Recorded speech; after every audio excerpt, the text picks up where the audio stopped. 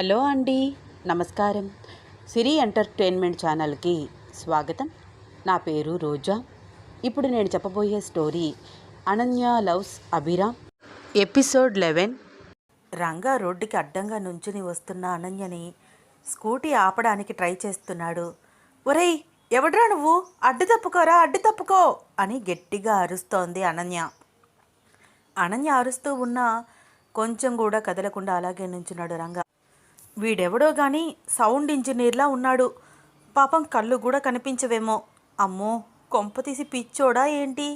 వీడితో నాకెందుకు కానీ షార్ట్కట్లో వెళ్ళిపోతాను అనుకుంటూ స్కూటీని మరొక వైపుకి తిప్పింది అనన్య. అనన్య ఒక్కసారిగా అలా స్కూటీ టర్న్ చేస్తుందని ఊహించని రంగా వెంటనే తన జీప్ స్టార్ట్ చేశాడు. తనని ఫాలో అవుతున్నాడు. సైడ్ మిర్రర్లో నుంచి తన వెనకే వస్తున్న రంగాన్ని చూసి, బాబోయ్, వీడెవడు? నన్నెందుకు ఫాలో చేస్తున్నాడు? ఎందుకైనా మంచిది కొంచెం ఫాస్ట్గా వెళ్ళాలి అని అనుకుంటూ స్కూటీ ఫాస్ట్గా డ్రైవ్ చేస్తోంది అనన్య. రంగా మరొక వైపు జీప్ తిప్పగానే, అమ్మయ్యా, పోయాడులే దరిద్రుడు. వాడి అవతారము జులపాల జుట్టు మొహంగాడు చిన్నపిల్లల్ని ఎత్తుకుపోయే బూచోడులా ఉన్నాడు. నన్ను ఫాలో చేస్తూ ఉంటే ఏం చేస్తాడో అని హడిలి చచ్చాను. అయినా ఈ అనుతో పెట్టుకుంటే చచ్చి ఊరుకుంటాడు. నా ఫేస్ చూస్తేనే వాడికి అర్థమైపోయింది అనుకుంటా. అమ్మో, ఈ అమ్మాయితో పెట్టుకోకూడదు అని అనన్య తనలో తానే అనుకుంటూ కొంచెం రిలాక్స్గా ఫీల్ అవుతూ ఉండగా తన ఎదురుకుండా జీప్ తీసుకువచ్చి ఆపాడు రంగా. సడన్ బ్రేక్ వేసింది అను. అయ్య బాబోయ్, వీడేంటి నేను వెళ్తుంటే ఎందుకు ఆపడానికి ట్రై చేస్తున్నాడు అని మనసులో అనుకుంటూ తననే చూస్తున్న రంగాతో, ఎవడ్రా నువ్వు? అడ్డు తప్పుకో. అసలు నీకేం కావాలి? ఎందుకు నన్ను ఫాలో చేస్తున్నావు అని భయంతో చూస్తూ స్కూటీ టర్న్ చేయడానికి ట్రై చేస్తోంది అనన్య. రంగా 2 అడుగులు ఫాస్ట్గా వేసి అనన్య స్కూటీని టర్న్ చేయకుండా ఆపి బైక్ కీస్ తీసి తన పాకెట్లో వేసుకున్నాడు. అనన్య వైపు ఎగాదిగా చూస్తూ ఎహే అని వెక్కిలిగా నవ్వుతున్నాడు రంగా. ఓయ్, ఎవడ్రా నువ్వు? అడిగితే చెప్పవేంటి? నా బైక్ కీస్ తీసుకున్నావు? నా గురించి నీకు తెలీదు, చంపేస్తాను.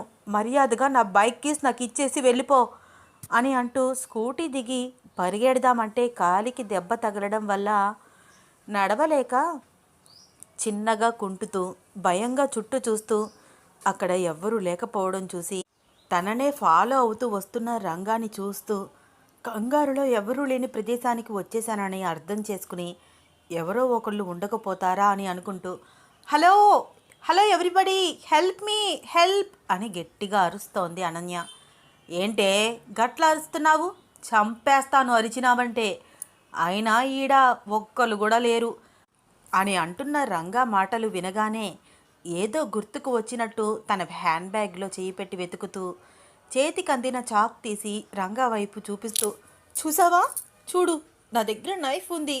దగ్గరికి వచ్చావంటే ఒక్కటే పోటు చచ్చి ఊరుకుంటావు అని అంది అనన్య వణుకుతున్న చేతులతో నైఫ్ పట్టుకోవడానికి చాలా ట్రై చేస్తూ రంగా వైపు భయంగా చూస్తూ హహహహ అని భయంకరంగా నవ్వుతూ, నీ కళ్ళకు ఎట్లా కనబడుతున్నానే?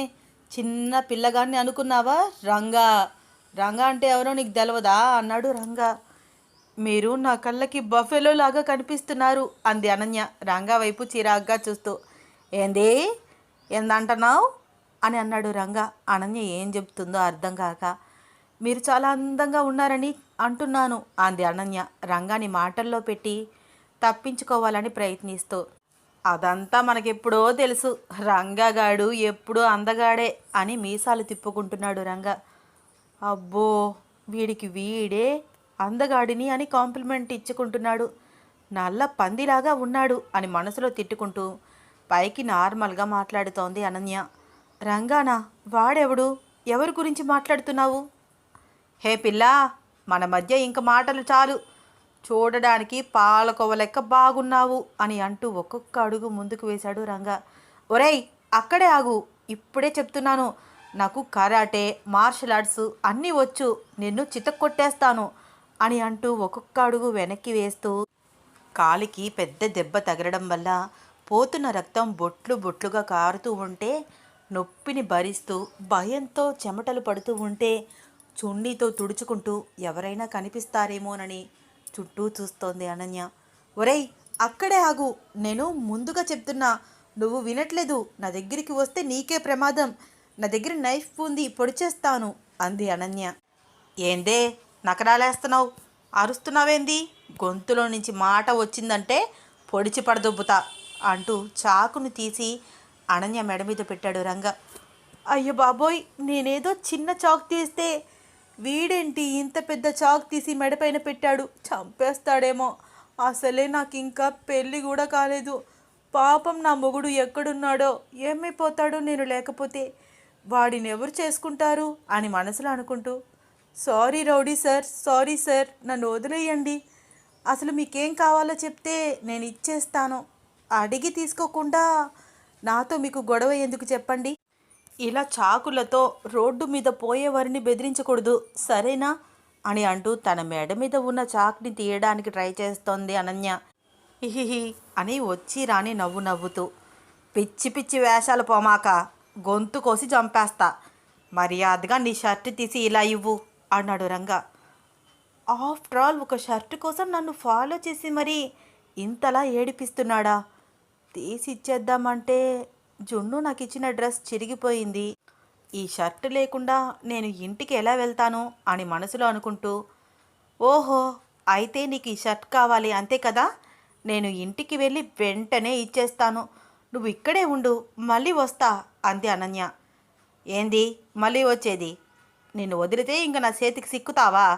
ఆయన ఇంత అందంగా ఉన్న పిల్లని ఎవరైనా వదులుతారా అన్నాడు రంగ. హా, ఏంటి పిచ్చి పిచ్చిగా మాట్లాడుతున్నావు? మాటలు జాగ్రత్తగా రాని. నీకు ఈ షర్టే కదా కావాలి? నీ మీద ఒట్టు, ఖచ్చితంగా ఇస్తాను. నన్ను వదిలేయి అంది అనన్య తన దగ్గరికి వస్తున్న రంగాన్ని తోసేస్తూ. ఇట్లా చెప్తే నువ్వు వినే రకానివి కాదు అని అంటూ అనన్య షర్ట్కి ఫ్రంట్ సైడ్ కిందగా పట్టుకుని నైఫ్ గుచ్చి పైకి లాగాడు. టప్ టప్ అని శబ్దం చేస్తూ గుండీలన్నీ ఎగిరిపోయాయి. అనన్య వెంటనే వాడి చెంప పగల కొట్టేసింది. చిచి, నువ్వు అసలు మనిషివేనా? ఆఫ్టర్ ఆల్ ఒక షర్ట్ కోసం ఇంత చీప్గా బిహేవ్ చేస్తున్నావు. నీకు అక్కా చెల్లెళ్ళు లేరా అని అంటూ తన శక్తినంతా కూడ తీసుకుని అక్కడి నుంచి చిన్నగా పరిగెత్తడం మొదలుపెట్టింది అనన్య. రంగా తన చెంపను రుద్దుకుంటూ, నన్నే కొడతావటే? ఈరోజు నా చేతుల్లో నుంచి నిన్నెవడు కాపాడతాడో నేను చూస్తాను అని అంటూ అనన్య వైపు పరుగు తీసి జుట్టు పట్టుకుని బరబర లాగుతున్నాడు రంగా.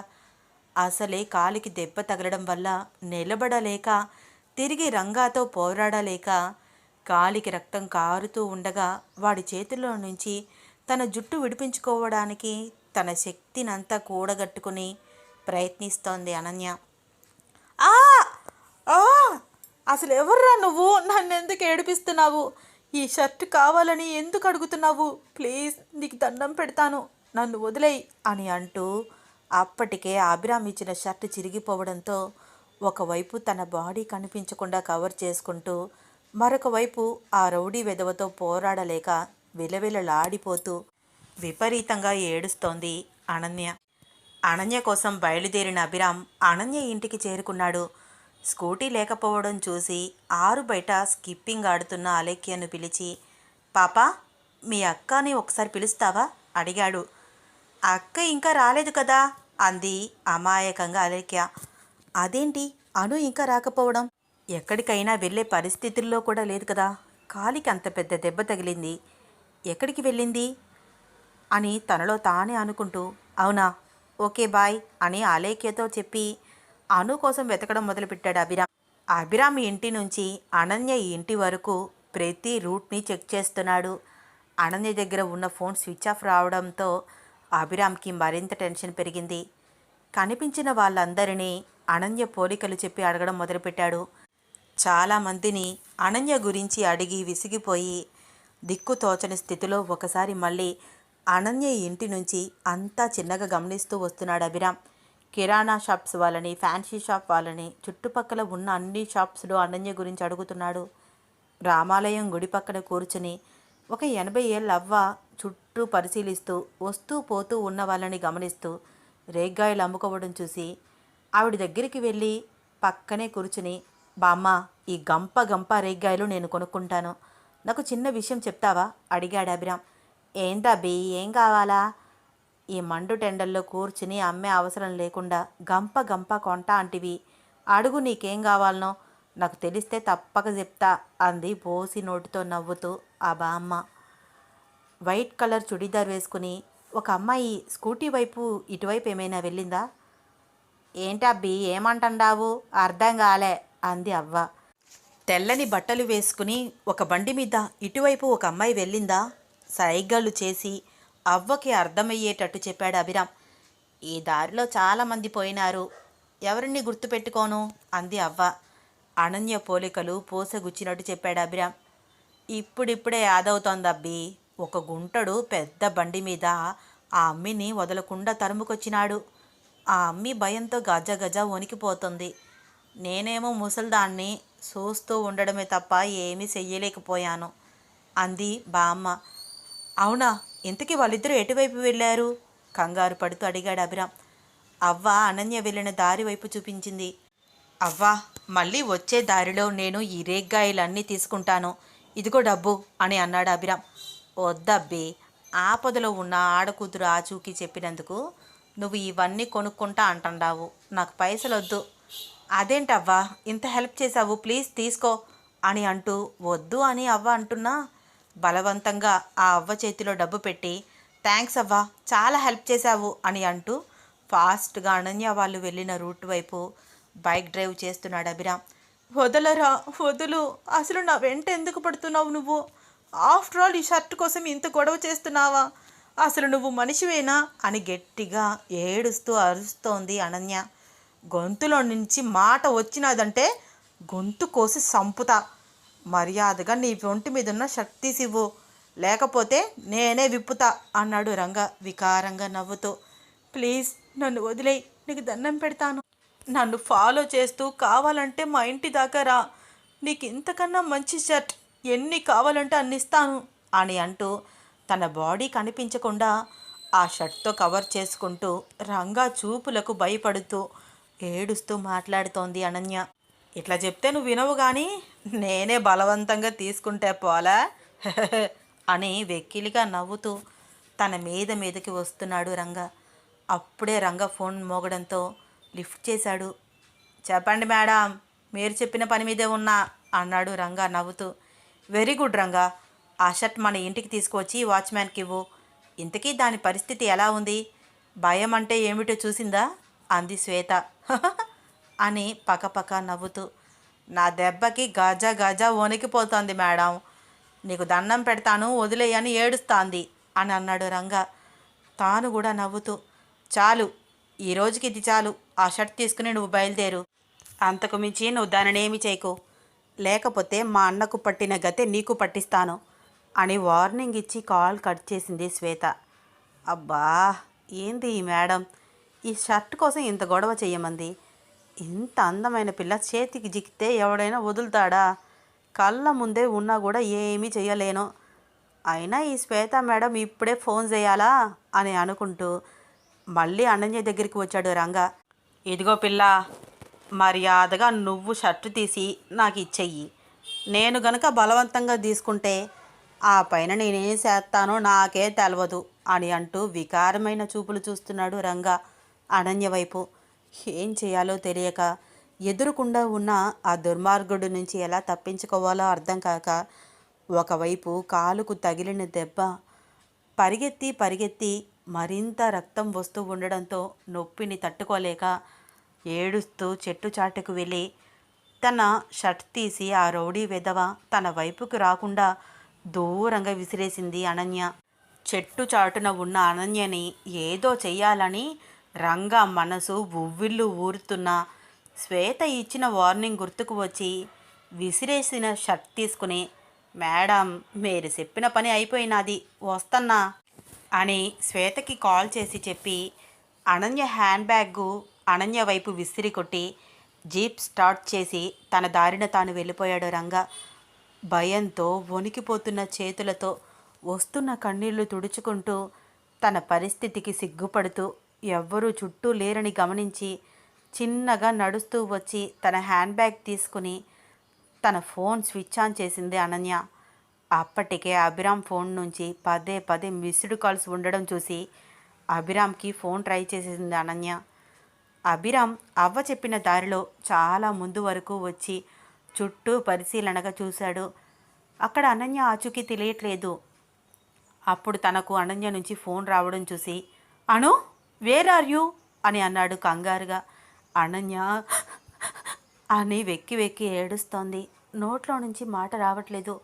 ఏం మాట్లాడాలో, తన పరిస్థితి గురించి ఏం చెప్పాలో అర్థం కావట్లేదు. అను, నిన్నే, ఎక్కడ ఉన్నావు? ఎందుకు ఏడుస్తున్నావు? ఏమైంది చెప్పు అను. నీకోసం నేను ఎలా వెతుకుతున్నానో తెలుసా? పిచ్చివాడిలాగా రోడ్లు పట్టుకుని తిరుగుతున్నాను. నువ్వు ఎక్కడ ఉన్నావో చెప్పు అని కొంచెం గట్టిగా అడిగాడు అభిరామ్. అని వెక్కి వెక్కి ఏడుస్తోంది అనన్య. అను, అసలు ఏమైంది? అడిగితే చెప్పకుండా ఏడిస్తే ఎలా? ప్లీజ్ ఏడవుకను, చెప్పు నువ్వు ఎక్కడున్నావు అని మరొకసారి అడిగాడు. అనన్య వస్తున్న కన్నీళ్లు తుడుచుకుంటూ తాను ఉన్న ప్లేస్ చెప్పగానే ఫాస్ట్గా బైక్ డ్రైవ్ చేస్తూ ఆగ మేఘాల మీద అనన్య చెప్పిన లొకేషన్కి చేరుకున్నాడు అభిరామ్. అను, అను అని గట్టిగా పిలుస్తున్నాడు.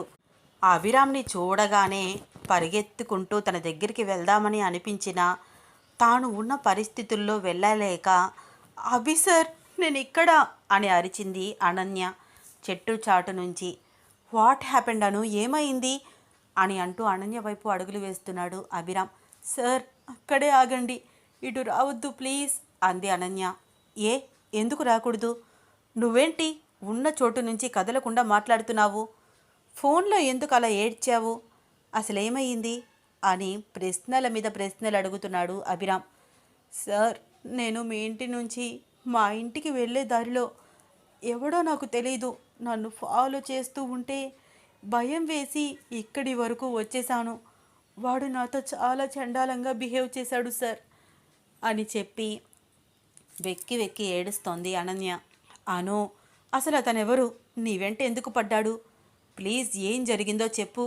నాకు నీ దగ్గరికి రావాలని ఉంది అను. నన్నెందుకు రావద్దంటున్నావు? ఎంతసేపు అలా చెట్టు చాటున నుంచుంటావు?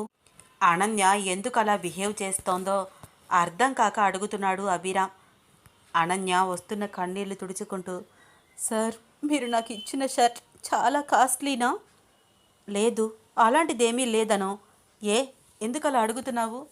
సార్, నా వెంట వచ్చిన రౌడీ ఆ షర్ట్ తీసి ఇచ్చేంతవరకు నన్ను హెరాస్ చేశాడు. పెద్ద కత్తిని తీసి నా మెడ మీద పెట్టి చంపేస్తానని బెదిరించాడు. నేను అతనిని ఎంత బ్రతిమలాడినా వినలేదు.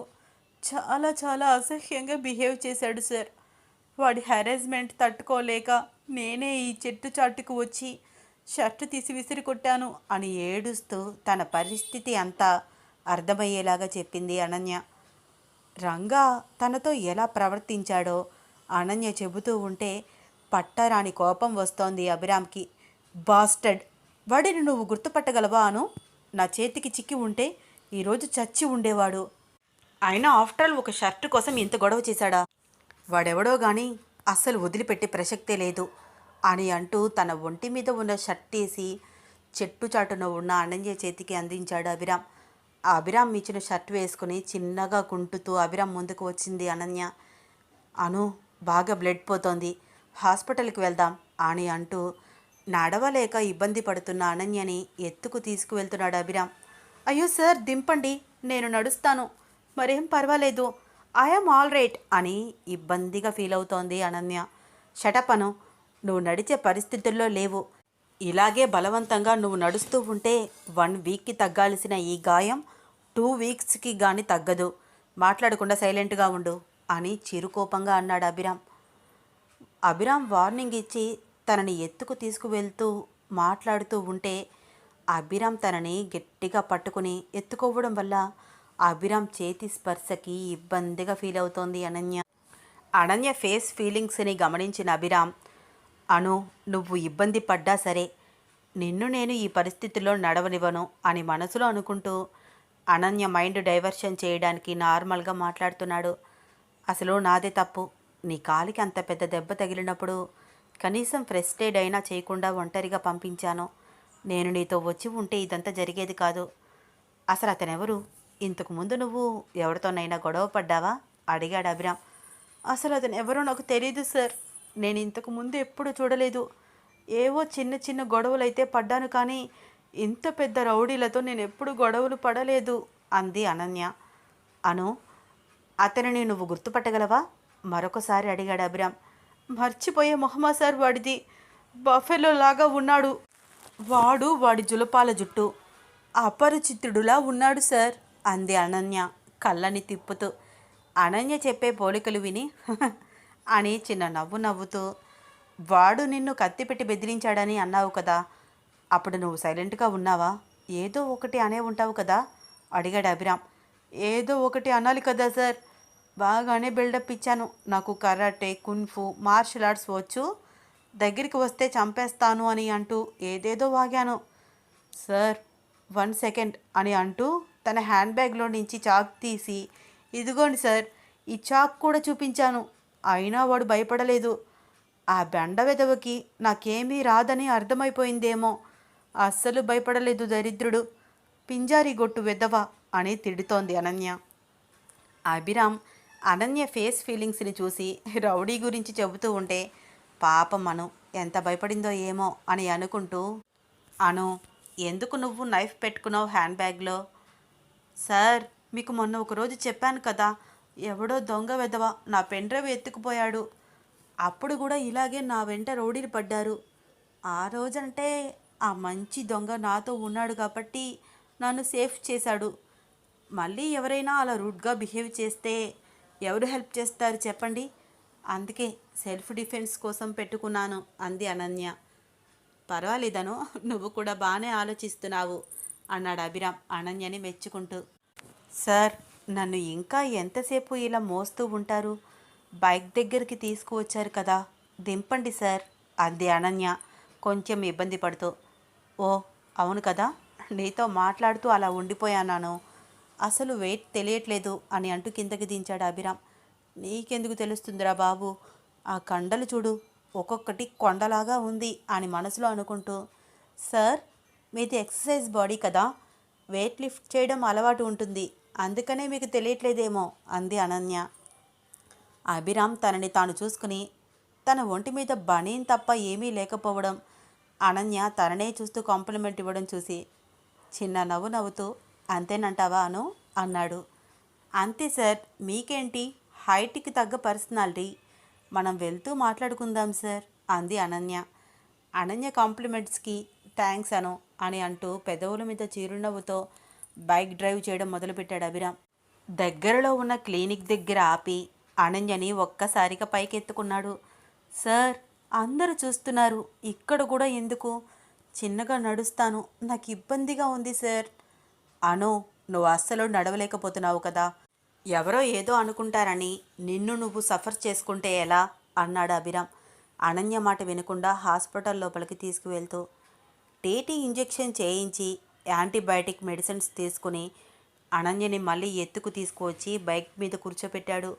అభిరామ్ తనని తీసుకువెళ్తున్న రూట్ చూసి, సార్, మా ఇంటికి వెళ్ళే రూట్ ఇది కాదు అంది అనన్య. అను, నాకు తెలుసు, ఇప్పుడు మనం వెళ్ళేది మీ ఇంటికి కాదు, పోలీస్ స్టేషన్కి అన్నాడు అభిరామ్. ఏంటి సార్, ఏం మాట్లాడుతున్నారు?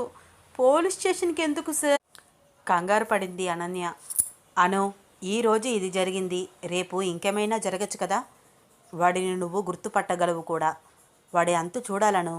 అసలు వాడు నా చేతికి చిక్కి ఉంటే ఈ పోలీస్ స్టేషన్ పని ఉండేది కాదు, నా చేతిలో చచ్చి ఊరుకునేవాడు అన్నాడు అభిరామ్ కోపంగా. సార్, ఇది ఇక్కడితో పోనివ్వండి, ఈ గొడవని పెద్దది చేయకండి సార్, మా డాడీకి తెలిస్తే నన్ను చంపేస్తారు అంది అనన్య భయపడుతూ. అను, నాకొకటి అర్థం కాదు, నువ్వెందుకు అస్తమానం మీ డాడీ అంటే అంత భయపడిపోతున్నావు? ఈరోజు జరిగిన సిచ్యువేషన్లో నీ తప్పు ఏమీ లేదు కదా, మన తప్పు లేనప్పుడు మనం ఎవ్వరికీ భయపడకూడదు, అది తెలుసుకో అను అని అంటూ అనన్య ఎంత చెప్తున్నా వినకుండా పోలీస్ స్టేషన్ వైపు బైక్ డ్రైవ్ చేస్తున్నాడు అభిరామ్. వీళ్ళ అల్లరి ప్రేమ కథలో నెక్స్ట్ టైం అవుతుందో తెలుసుకోవాలని ఉందా? అయితే వచ్చే ఎపిసోడ్ కోసం వెయిట్ చేస్తూ ఉండండి. ఈ స్టోరీ మీకు నచ్చితే తప్పకుండా లైక్ చేయండి, షేర్ చేయండి, సబ్స్క్రైబ్ చేసి నన్ను ఎంకరేజ్ చేయండి. అలాగే ఇన్స్టాగ్రామ్లో కూడా నన్ను ఫాలో అవ్వండి. నా ఇన్స్టాగ్రామ్ ఐడి @రోజా సిరి ఎంటర్టైన్మెంట్. తప్పకుండా ఫాలో అవుతారు కదూ. ఉంటానండి. ధన్యవాదాలు.